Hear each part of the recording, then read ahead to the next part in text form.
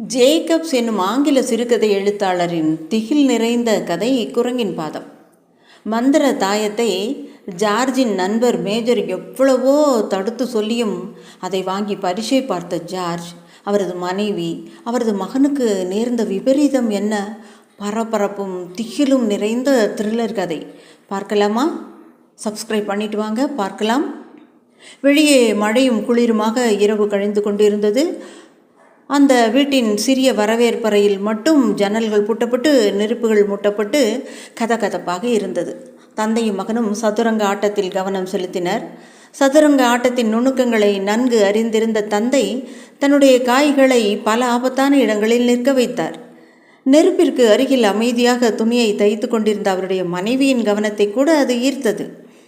வெளியே வீசும் புயலின் சத்தத்தை கவனமாக கேள் என்று ஜார்ஜ் தனது மோசமான நகர்வை மகன் கவனிக்காதவாறு அவனுடைய கவனத்தை திசை திருப்ப முயன்றார். கேட்டுக்கொண்டுதான் இருக்கிறேன் என்று சதுரங்க பலகையிலிருந்து கண்களை எடுக்காமல் சொன்ன மகன் செக் என்றான். சீர்த்தபடி எழுந்து விட்டார் ஜார்ஜ். மேலும், இன்று இரவு அவன் வருவான் என்று எனக்கு நம்பிக்கை இல்லை என்றார். யாரையோ எதிர்பார்த்திருந்தார் போலிருக்கிறது. திடீரென இதோ வந்துவிட்டார் என்று கத்தினார். வாசல் கதவு சத்தமாக மூடப்படுவதையும் கதவை நோக்கி வரும் காலடி ஓசையையும் கேட்டு அவர் அவ்வாறு கூறினார். வருபவரை வரவேற்க வேகமாக எழுந்து சென்று கதவை திறந்தார். அவரிடம் நலம் விசாரித்தார். வந்தவரும் அப்படியே செய்தார். அவளது கணவருடன் உயரமான பருமனான மனிதர் ஒருவர் உள்ளே நுழைவதை பார்த்தாள் திருமதி ஜார்ஜ். மேஜர் மோரிஸ் என்று அவர்கள் அனைவருக்கும் அறிமுகம் செய்து வைக்கப்பட்டார். அவர் மேஜர் கையசைத்தபடி நெருப்பின் அருகே ஒரு இருக்கையை தேர்வு செய்தார். ஜார்ஜ் சிறிய தேநீர் பாத்திரத்தை நெருப்பின் மீது வைத்துவிட்டு தன்னுடைய விஸ்கி போத்தலையும் 2 கோப்பைகளையும் எடுப்பதை பார்த்து அந்த மனிதர் பரவசமடைந்தார். 3வது கோப்பையை குடித்தவுடன் அவரது கண்கள் பிரகாசமடைந்தனர். அவர் பேச ஆரம்பித்தார். தொலை தூரத்திலிருந்து வந்திருக்கும் அவரது பேச்சை அந்த சிறிய குடும்பம் ஆர்வத்துடன் கேட்டது. நாற்காலியில் வசதியாக உட்கார்ந்து கொண்டு அவரது வீர செயல்களையும் அவர் கண்ட விசித்திரமான காட்சிகளையும் போர்களையும் நோய்களையும் வினோதமான மனிதர்களையும் பற்றியெல்லாம் அவர் கூறிக்கொண்டே இருந்தார். 21 வருடங்கள் என்று ஜார்ஜ் தன் மனைவி மற்றும் மகனிடம் சொன்னார். இவர் இங்கிருந்து சென்றபோது இளமை பருவத்தினராக இருந்தார். இப்போது பார், இப்போதும் அப்படி ஒன்றும் மோசமாக இல்லையே என்றாள் திருமதி ஜார்ஜ். மோரிஸ், அன்று குரங்கின் பாதம் என்று எதையோ பற்றி சொன்னாயே, அது என்ன? ஒன்றுமில்லை என்ற மேஜர் அதில் தெரிந்து கொள்ள ஒன்றுமில்லை என்று பதட்டத்துடன் கூறினார். குரங்கின் பாதமா என்று திருமதி ஜார்ஜ் ஆர்வமாக கேட்டாள். மேஜர் சிறிதும் ஆர்வம் இல்லாமல் அது ஏதோ மந்திரம் என்றார். அதை கேட்டுக்கொண்டிருந்த மூவரும் ஆர்வத்தோடு அவரை பார்த்தார்கள். அவர் ஏதோ ஞாபகத்தில் காலி கோப்பையை எடுத்து வாயில் வைத்துவிட்டு அதில் ஒன்றுமில்லை என்று திரும்பவும் கீழே வைத்து விட்டார். ஜார்ஜ் அவருடைய கோப்பையை நிரப்பினார். மோரிஸ் தன்னுடைய சட்டை பையில் துழாவியபடி, பார்ப்பதற்கு சாதாரண குரங்கின் பாதம் போலத்தான் இருக்கும், ஆனால் நன்றாக காய்ந்து போயிருக்கும். பையிலிருந்து எதையோ எடுத்து அவர்களிடம் காட்டினார். திருமதி ஜார்ஜ் அசூயையுடன் பின்வாங்கினாள். ஆனால் அவளது மகன் ஆர்வமாக அதை கையில் வாங்கி பார்த்துவிட்டு மேஜையில் வைத்தான். மகனின் கைகளிலிருந்து அதை வாங்கி பார்த்த ஜார்ஜ், இதில் என்ன விசேஷம் என்று கேட்டபடி மேஜையின் மீது வைத்தார். ஒரு வயதான துறவி இதில் தன்னுடைய மந்திரத்தை வைத்திருக்கிறார் என்ற மேஜர். அவர் மிகவும் சக்தி வாய்ந்தவர்.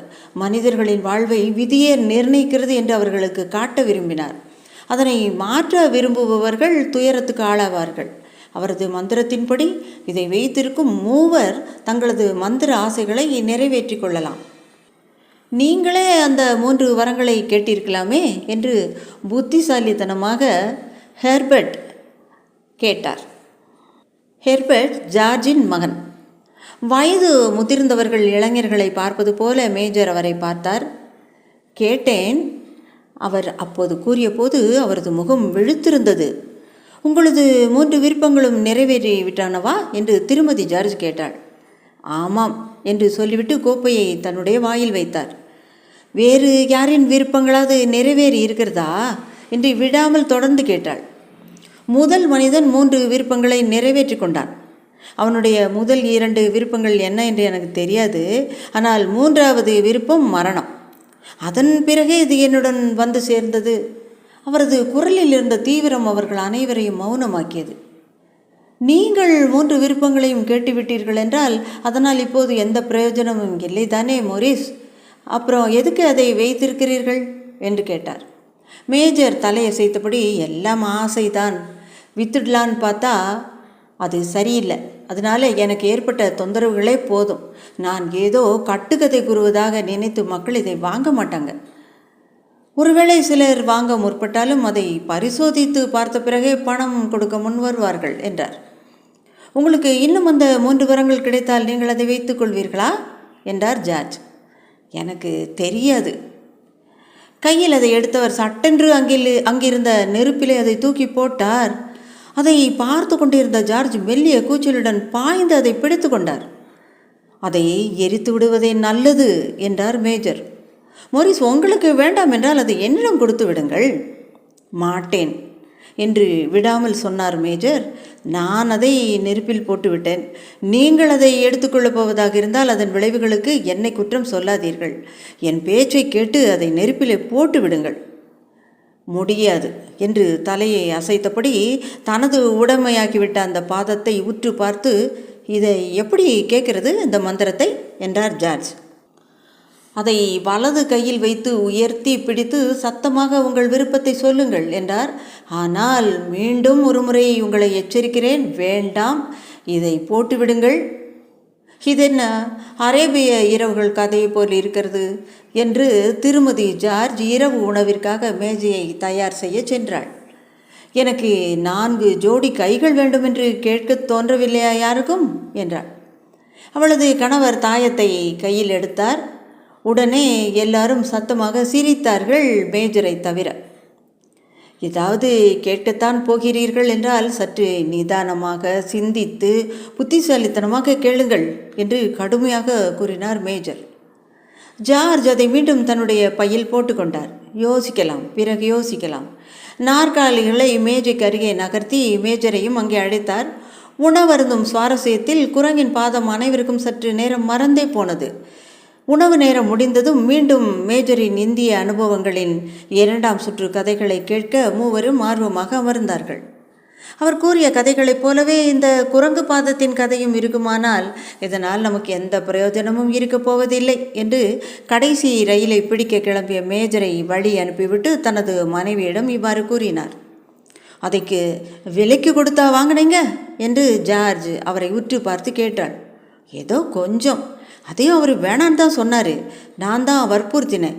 அதுக்கு பிறகும் அதை தூக்கி எரிஞ்சிரு அப்படின்னு தான் ரொம்ப வற்புறுத்தி சொன்னார். பயந்தவன் போல முகத்தை வைத்து கொண்ட ஜார்ஜின் மகன், ஒருவேளை நாம் பணத்தோடும் புகழோடும் மகிழ்ச்சியோடும் மாறலாமல்லவா? ஒரு ராஜாவாக வேண்டும் என்று கேளுங்களேனப்பா. அப்படியாவது அம்மாவுக்கு பயந்தவராக இல்லாமல் வீரனாக இருக்கிறீர்களா என்று பார்ப்போம். அதை கேட்ட திருமதி ஜார்ஜ் நாற்காலியின் மீது விரித்திருந்த துணியை எடுத்துக்கொண்டு அவனை விரட்டினாள். ஜார்ஜ் அந்த தாயத்தை பாக்கெட்டிலிருந்து எடுத்து சந்தேகத்துடன் பார்த்தார். உண்மையில் எனக்கு என்ன கேட்பது என்று தெரியல. என்னிடம் எல்லாமே இருப்பது போலத்தானே தோன்றுகிறது என்றார். வீட்டின் மீதான கடனை அடைத்துவிட்டால் நீங்கள் நிம்மதியாக இருக்கலாம் அல்லவா என்று அவரது தோளின் மீது கையை போட்ட மகன், 200 பவுண்டுகள் வேணும் என்று கேளுங்களப்பா என்றான். அவன் தந்தை அந்த தாயத்தை எடுத்து உயர்த்தி பிடித்தபடி முகத்தில் ஒரு கூச்சமான சிரிப்புடன் தன் தேவையை கேட்க முற்பட்டார். அவரது மகனும் மனைவியும் ஒருவரை ஒருவர் பார்த்து சிரித்து கொண்டார்கள். எனக்கு 200 பவுண்டுகள் வேண்டும் என்று தெளிவாக கூறினார். அவர் கூறி முடித்தவுடன் பியானோவிலிருந்து ஒரு அழகிய இசை சத்தமாக கேட்டது. தாயும் மகனும் பார்க்க போனார்கள். உடனே ஜார்ஜ் பயங்கரமாக கத்தினார். அவரது மனைவி மகனும் அவரிடம் ஓடி வந்தார்கள். கீழே கிடந்த அந்த பாதத்தை பார்த்து கொண்டே, அது நகர்ந்தது, நான் என் விருப்பத்தை சொல்லும்போது அது பாம்பை போல என் கைகளில் நெளிந்தது என்று அலறினார். சரி, ஆனால் பணத்தை எங்கும் காணவில்லையே என்று மகன் கீழே கிடந்ததை எடுத்து மேஜையில் வைத்தான். அது கிடைக்கப் போவதில்லை என்பது எனக்கு தெரியும் அப்பா என்றான். ஒருவேளை எல்லாம் உங்கள் கற்பனை தான் போல என்று அவரது மனைவி ஆறுதல் சொல்ல முயன்றாள். இல்லை இல்லை, அவர் வேகமாக தலையசைத்தார். இருக்கட்டும், யாருக்கும் எந்த ஆபத்தும் நேரவில்லையே, அது போதும். ஒரு நொடி நான் பயந்தே போய்விட்டேன். மீண்டும் அனைவரும் நெருப்பை சுற்றி அமர 2 ஆண்களும் புகைப்பிடித்தார்கள். வெளியே காற்று வேகமாக வீசிக்கொண்டிருந்தது. மாடியில் காற்றுக்கு அடித்து கொண்ட கதவின் சத்தத்தை கேட்டு மேலே பார்த்தார் ஜார்ஜ். ஒருவித அழுத்தமான அமைதி அங்கு நிலவியது. ஜார்ஜ் படுக்கைக்கு தயாரானார். உங்கள் படுக்கையின் நடுவே ஒரு பெரிய மூட்டையில் பணம் இருக்குமென்று நான் நினைக்கிறேன். நீங்கள் அதை எடுப்பதை ஒரு பயங்கரமான உருவம் மேலே குத்தி அமர்ந்து பார்த்து கொண்டிருக்கும் என்று மகன் சிரித்தபடியே சொன்னான். அணைந்து கொண்டிருந்த நெருப்பை பார்த்தபடி உட்கார்ந்திருந்த அவனுக்கு நெருப்பில் பல முகங்கள் தெரிந்தன. அதில் கடைசியாக சிரித்தபடி ஒரு குரங்கின் உருவம் மிகவும் தெளிவாக தெரிந்தது. அதன் மீது வீசுவதற்காக மேஜையில் இருந்த தண்ணீர் செம்பை தேடி அவன் கைகள் தானாக நகர்ந்தன. அப்போது அவன் கைகளில் மேஜையின் மீது இருந்த குரங்கின் பாதம் பட்டுவிட்டது. விருட்டென்று கைகளை எடுத்தவன் எழுந்து மாடிக்கு சென்று விட்டான். மறுநாள் காலை அந்த குரங்கு பாத தாயத்து அறையின் ஒரு மூலையில் இருந்த பலகையில் பொருட்படுத்தப்படாமல் கிடந்தது. அதன் மீதான நம்பிக்கைகள் அகன்று போயிருந்தது. என்ன மாதிரியான முட்டாள்தனமான கதைகளை நாம் கேட்க வேண்டியிருக்கிறது. மந்திரத்தால் ஏதும் கிடைக்கும் என்பது எப்படி உண்மையாக இருக்க முடியும்? அதை போய் நம்ம நம்பணுமே. அப்படியே இருந்தாலும் 200 பவுண்டுகளால் என்ன தீமை வந்துவிடப் போகிறது என்று கேலி செய்தாள் அன்னை. ஒரு வேளை பணம் வானத்திலிருந்து அவரது தலையில் விழுந்து விடுமோ என்று விளையாட்டாக சொன்னான் மகன்.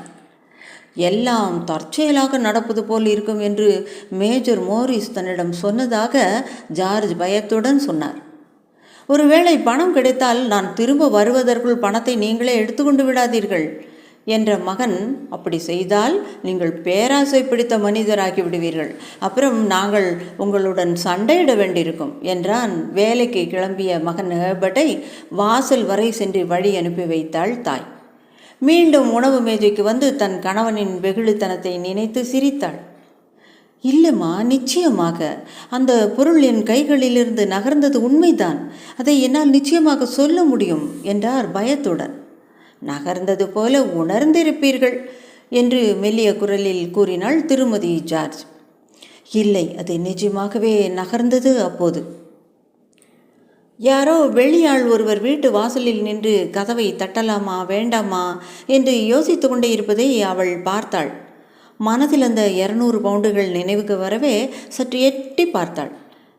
அந்த மனிதன் நல்ல ஆடையும் பட்டு துணியால் தொப்பியும் அணிந்திருந்ததை கவனித்தாள். அவன் 3 முறை வாசல் வரை வந்துவிட்டு திரும்பி சென்றான். 4வது முறை ஏதோ முடிவெடுத்தவன் போல வேகமாக வாசலை திறந்து கொண்டு உள்ளே வந்தான். அந்த புதிய மனிதனை அவள் உள்ளே அழைத்து வந்தாள். அந்த மனிதன் அவளை நோட்டமிடுவது போல பார்த்தான். அவனது அசௌகரியத்தை உணர்ந்தவள் அவர்களுடைய வீடு அழுக்காகவும் சுத்தமில்லாமலும் இருப்பதற்காக அவனிடம் மன்னிப்பு கேட்டுக்கொண்டாள். அவளுடைய கணவனின் மேல் சட்டை எடுத்து ஓரமாக வைத்தாள். தான் வந்த காரியத்தை அவனாகவே சொல்ல வேண்டும் என்று அவள் காத்திருந்தாள். விசித்திரமாக அவன் அமைதியாகவே இருந்தான். என்னை இங்கே அனுப்பினார்கள் என்று ஆரம்பித்தான். அவனது கால் சட்டை பாக்கெட்டிலிருந்து ஒரு துண்டு துணியை எடுத்தவன், நான் மாகின் கம்பெனியிலிருந்து வருகிறேன் என்றான். அவள் திடுக்கிட்டாள். என்னாச்சு என்று வேகமாக கேட்டாள். என் மகன் ஹெர்பர்ட்டுக்கு என்ன ஆச்சு? என்ன? அவளது கணவர் குறுக்கிட்டு, உட்காரு, நீயாக எதையாவது சொல்லாத. சார், நீங்கள் எதுவும் மோசமான செய்தியுடன் வரவில்லை என்று நினைக்கிறேன் என்று கேட்டார். இல்லை, என்னை மன்னித்து விடுங்கள். என்ன ஆயிற்று அவனுக்கு? வந்தவன் ஆமாம் என்று தலை அசைத்துவிட்டு, மோசமான காயம் என்றான் அமைதியாக. ஆனால் இப்போது அவருக்கு எந்த வலியும் இல்லை என்றான். நன்றி என்றவள் கைகளை கோர்த்து கொண்டு கடவுளுக்கு நன்றி என்று பாதியில் நிறுத்திவிட்டாள். அவன் சொன்னதின் அர்த்தம் அவளுக்கு விளங்கிவிட்டது. அவன் முகத்தை திருப்பியது அவளது பயங்களை உறுதி செய்தது. அவளது கணவனிடம் சென்று நடுக்கம் கொண்ட தன் கைகளை அவர் மீது வைத்தாள். அங்கு நீண்ட மௌனம் நிலவியது. அவர் ஒரு எந்திரத்தில் சிக்கிக்கொண்டார் என்று மெதுவான குரலில் சொன்னான் வந்தவன். ஜன்னலின் வழியே வெளியே பார்த்து கொண்டே, 40 வருடங்களுக்கு முன் திருமணத்தின் போது தன்னுடைய மனைவியின் கைகளை எப்படி தன் கைக்குள் வைத்து கொண்டாரோ அதே போல பிடித்து கொண்டார் ஜார்ஜ். எங்களது ஒரே மகனவன் என்று வந்தவனை நோக்கி சொன்னார். எங்களால் தாங்க முடியவில்லை. வந்தவன் எழுந்து லேசாக இருமிக்கொண்டு ஜன்னலை நோக்கி நடந்தான். உங்களது இந்த பெரிய இழப்பிற்கு நிறுவனம் தன்னுடைய அனுதாபத்தை தெரிவித்துக் கொள்கிறது என்று வெளியே பார்த்து கொண்டே பேசினான். நானும் அங்கே வேலை செய்பவன்தான் என்பதையும், எனக்கு இடப்பட்ட வேலையை மட்டுமே செய்கிறேன் என்பதையும் நீங்களும் புரிந்து கொள்வீர்கள் என்று நினைக்கிறேன். யாரும் பதில் சொல்லவில்லை. அவர்கள் முகம் வெளுத்திருந்தது. மாகின் நிறுவனம் இந்த விபத்துக்கு எந்த விதத்திலும் பொறுப்பில்லை என்பதையும், அவர்கள் அதற்கான எந்த பொறுப்பையும் ஏற்க மாட்டார்கள் என்பதையும் நான் இப்போது தெரிவிக்க வேண்டியிருக்கிறது.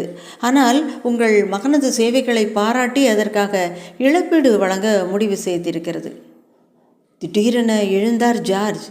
தன்னுடைய மனைவியின் கைகளை விட்டுவிட்டு வந்தவனை பீதியுடன் பார்த்து கொண்டே அவரது உலர்ந்த உதடுகளிலிருந்து வார்த்தைகள் வெளிவந்தன. எவ்வளவு? 200 பவுண்டுகள். அவரது மனைவியின் அலறல் அவர் காதுகளில் விழவில்லை. வெளியேறி போன முகத்துடன் கைகளை நீட்டியபடியே அப்படியே தரையில் மயங்கி சரிந்தார். 2 மைல் தொலைவில் இருந்த புதிய கல்லறை தோட்டத்தில் தங்களது மகனை புதைத்துவிட்டு அவர்களுக்கு புரிய முன்பே எல்லாம் நடந்து முடிந்துவிட்டது. இன்னமும் கூட அவர்கள் எதையோ எதிர்பார்த்து காத்திருப்பது போல தெரிந்தது. ஏதாவது நடந்து அந்த தம்பதிகளின் பாரம் குறைந்து விடாதா என்ற எதிர்பார்ப்பு. நாட்கள் கடந்தன. அந்த எதிர்பார்ப்புகள் எல்லாம் கரைந்து நம்பிக்கைகள் எல்லாம் இழந்து அவர்கள் வாழ்ந்து கொண்டிருந்தார்கள். பேசுவதற்கு எதுவுமே இல்லை என்பதால் அவர்கள் பேசிக்கொள்வது கூட கிடையாது. 1 வாரம் கழிந்த பின் ஒரு இரவு ஜார்ஜ் திடீரென்று எழுந்து உட்கார்ந்தார். அருகில் அவரது மனைவி இல்லை. இருளில் அறையின் மூலையில் ஜன்னலின் அருகில் தேம்பி அழும் சத்தம் கேட்டுக்கொண்டிருந்தது. அவருக்கு அது கேட்டது. திரும்பி வா, அங்கே மிகவும் குளிராக இருக்கும் என்றார். என் மகனுக்கு இன்னும் குளிராக இருக்குமே என்று கூறியவள் மீண்டும் அழ ஆரம்பித்தாள். அவர் கேட்டுக்கொண்டிருக்கும் போதே அந்த அழுகையின் சத்தம் அவர் காதுகளிலிருந்து மறைந்தது. படுக்கை வெப்பமாக இருந்ததால் அவரது கண்களில் மீண்டும் தூக்கம் நிறைந்தது. நன்றாக தூங்கிக் கொண்டிருந்தவர் அவரது மனைவியின் அலறலை கேட்டு திடுக்கிட்டு எழுந்தார். குரங்கின் பாதம் என்று அவள் கத்தினாள். அவர் திடுக்கிட்டு எழுந்தார். எங்கே எங்கே, என்ன விஷயம்? இருளின் வழி அவள் தடுமாறிக்கொண்டு அவரை நோக்கி வந்தாள். எனக்கு வேண்டும். நீங்கள் அதை தூக்கி எறிந்து விடவில்லையே? இல்லை, வரவேற்பறையில் இருக்கும் மேடையில் இருக்கிறது. நீ எதுக்காக அதை கேட்குற? அவள் அழுது கொண்டே சிரிக்க ஆரம்பித்தாள். குனிந்து அவரது கன்னங்களில் முத்தமிட்டாள். இப்போது தாங்க நினைவுக்கு வருகிறது என்று பைத்தியம் போல கத்தினாள். எனக்கு இதுக்கு முன்னமே ஏன் தோணலை? எதை பற்றி? நாம் ஒரு விருப்பத்தை மட்டுமே கேட்டிருக்கிறோம் என்று வேகமாக பதில் சொல்லி அவள், இன்னும் 2 வரங்கள் இருக்கின்றனவே என்றாள். அந்த ஒன்று கேட்டதே போதாதா? இல்லை, இன்னும் ஒரு விருப்பத்தை கேட்க வேண்டும். வேகமாக சென்று எடுத்து வாருங்கள். நமது பையன் திரும்பவும் உயிர் பெற்று வர வேண்டும் என்று கேளுங்கள். அவர் படுக்கையில் எழுந்து உட்கார்ந்து கொண்டு தன்னுடைய போர்வைகளை தூக்கி எறிந்துவிட்டு, கடவுளே, உனக்கு பைத்தியம் பிடித்து விட்டதா என்று கேட்டார். எடுத்து வாருங்கள் என்று அவள் சொன்னாள். வேகமாக கொண்டு வாருங்கள். என் குழந்தை, கடவுளே, மீண்டும் வேண்டும். அவளது கணவன் மெழுகுவர்த்தி ஏற்றினார். படுக்கைக்கு போ. என்ன பேசுகிறோன்னு தெரியாமல் பேசாதே. நம்முடைய முதல் விருப்பம் நிறைவேறியது என்று கண்களில் வெறியோடு அவள் பேசினாள். அதுபோல இன்னொன்றும் நிறைவேறாதா? அது வெறும் தற்செயல் என்று தடுமாற்றத்துடன் அந்த ஜார்ஜ் தெரிவித்தார். அதை எடுத்து வாருங்கள். மற்றொரு வரத்தை கேளுங்கள். ஜார்ஜ் திரும்பி அவளை பார்த்து கொண்டே நடுக்கமான குரலில், அவன் இறந்து 10 நாள் ஆகிவிட்டது. அப்புறம் அதை எப்படி சொல்வதுன்னு தெரியல. அவனது ஆடையை கொண்டுதான் என்னால் அவனை அடையாளம் காண முடிந்தது. உன்னால் அப்போதே அவனை பார்க்க முடியவில்லையே, அப்படி என்றால் இப்போது எப்படி என்றார். அவனை திரும்ப கொண்டு வாருங்கள். அவரை கதவை நோக்கி இழுத்து சென்று, நான் வளர்த்த குழந்தையை பார்த்து அவன் எப்படி இருந்தாலும் நான் பயப்பட மாட்டேன். நான் பயப்படுவேனா?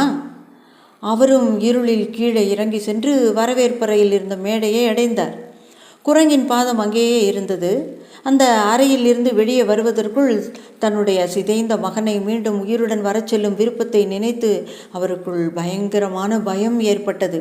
அவர் நிதானத்துக்கு வருவதற்குள் அறையின் கதவுக்கு செல்லும் வழியை தவறவிட்டார்.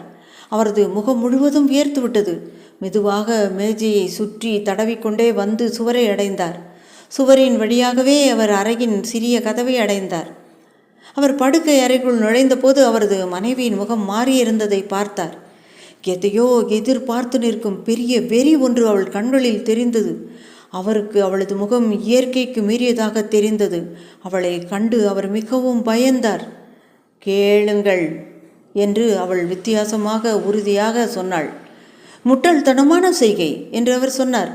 கேளுங்கள் என்று மீண்டும் அதே குரலில் சொன்னார். என்னுடைய மகன் உயிருடன் வர வேண்டும் என்றால் கைகளை உயர்த்தி. அவர் கைகளில் இருந்து அதை கீழே விழுந்தது. அதை பயத்துடன் பார்த்தார். நடுக்கத்துடன் நாற்காலியில் விழுந்தார். எதிர்பார்ப்பு நிரம்பிய கண்களோடு ஜன்னலை நோக்கி சென்று அங்கிருந்த திரை சீலையை விலக்கி அதையே பார்த்து கொண்டிருந்தாள் திருமதி ஜார்ஜ். ஜன்னலின் வெளியே பார்த்து கொண்டிருந்த அவளை பார்த்து கொண்டே அவர் குளிரில் அங்கே அமர்ந்திருந்தார். தன்னுடைய கடைசி மூச்சை விட்டு கொண்டிருந்த மெழுகுவர்த்தி இறுதியாக ஒரு முறை வெளிச்சமாக எரிந்துவிட்டு அணைந்து போய்விட்டது. தன்னுடைய விருப்பம் நல்ல வேளை நிறைவேறவில்லை என்று சொல்ல முடியாத திருப்தியுடன் ஜார்ஜ் மீண்டும் படுக்கைக்கு வந்தார். ஒரு நிமிடம் கழித்து அவளும் அவர் அருகில் வந்து படுத்து கொண்டாள்.